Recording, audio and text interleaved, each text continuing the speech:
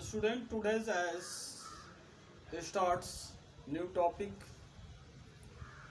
Chemistry Academy channel. In this topic is a very important. Students, be careful and requested the points. Students, please like, share, subscribes and bell icons the press this video. Okay, students, the collected topic NCERT points. Please, students, take the care and complete the watch this video. Okay, and video ending point the this topic according take up the question. Student completely take up question and solve. Okay, students, the starts the points. This points name as particle natures of the electromagnetic radiation playing quantum theory. Topic's name particles natures of electromagnetic radiation playing quantum theory. Okay, some of the experiments phenomena such as the diffractions and the interfractions can be explained by the wave natures of the electromagnetic radiation. जैसा कि हम जानते हैं कि इस कुछ एक्सपेरिमेंटों में diffractions and the interfractions can be the explain by the wave natures.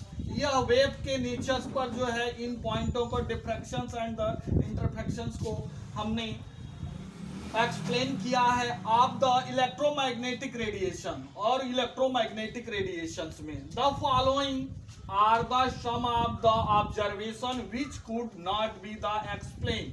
लेकिन कुछ निम्न तरह के ऑब्जर्वेशंस को एक्सप्लेन नहीं किया गया है with the help of the even the electromagnetic radiations.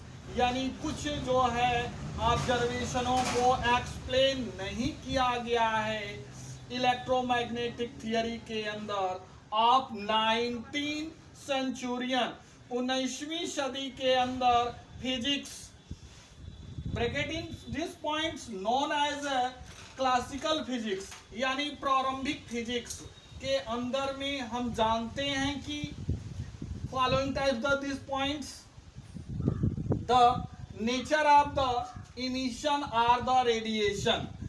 यानी यह एक नेचर होता है इमिशंस का, उत्सर्जन का, जो रेडिएशंस के अंदर फ्रॉम हॉट बॉडी. वह जो है जब कोई बॉडी या पिंड जब हॉट होता है, गर्म होता है, तो वह उत्सर्जित करता है, रेडिएशन के रूप में उत्सर्जित होता है. उसे हम कहते हैं ब्लैक बॉडी रेडिएशन. वह क्या होता है? ब्लैक बॉडी रेडिएशन होता है. Okay, point second, injections of the electron from the metal surface when the radiation strike its photoelectric effects. यानी हम जानते हैं कि कोई भी मेटल के सरफेस से जब इलेक्ट्रॉनों को इंजेक्शंस होते हैं तो इस तरह के इफेक्ट को हम फोटो इलेक्ट्रिक इफेक्ट कहते हैं. ओके, अगला पॉइंट है variations of the heat capacity of the solid as the functions of the temperatures. यानी वेरियस टाइप्स के जब बॉडी होते हैं तो उनकी कैपेसिटी सॉलिडों की उनके टेम्परेचर के फंक्शन पर डिपेंड करता है. Line spectra of the with special reference to the hydrogen. यानी जब लाइन स्पेक्ट्रा के अंदर हाइड्रोजन्स को रिफ्लेंस टू हाइड्रोजन देखा गया है. यानी एटम्स के स्पेक्ट्रम लाइन के अंदर specially reference of the hydrogen line in spectra देखा गया है. The idea body which of the emitted and the absorbed radiations of all the frequency, यानी जब कोई एक आदर्श, आइडियल्स का मतलब आदर्श बॉडीज होती है तो emits and absorb radiation of the all frequency, कोई आदर्श बॉडी होती है तो पूर्ण रूप से इमिट एंड एब्जॉर्ब करती है रेडिएशन ऑफ द संपूर्ण फ्रीक्वेंसी को, is called the black body. ऐसे बॉडी को हम ब्लैक बॉडी कहते हैं। The radiation emitted by such as the body is called the black body radiation. जब इस तरह के बॉडी से इलेक्ट्रॉनों का या रेडिएशन होता है तो इस प्रकार के बॉडी को हम ब्लैक बॉडी रेडिएशंस कहते हैं। Okay, the energy E of black body के अंदर जो होता है, the energy E of the quantum of the radiation is the proportional to the its frequency and the expressed by the equation E is equal to h nu। यानी जब कोई भी body hit होती है और वह इमिटेट्स करता है, उत्सर्जित करता है यानी रेडिएट होता है, तो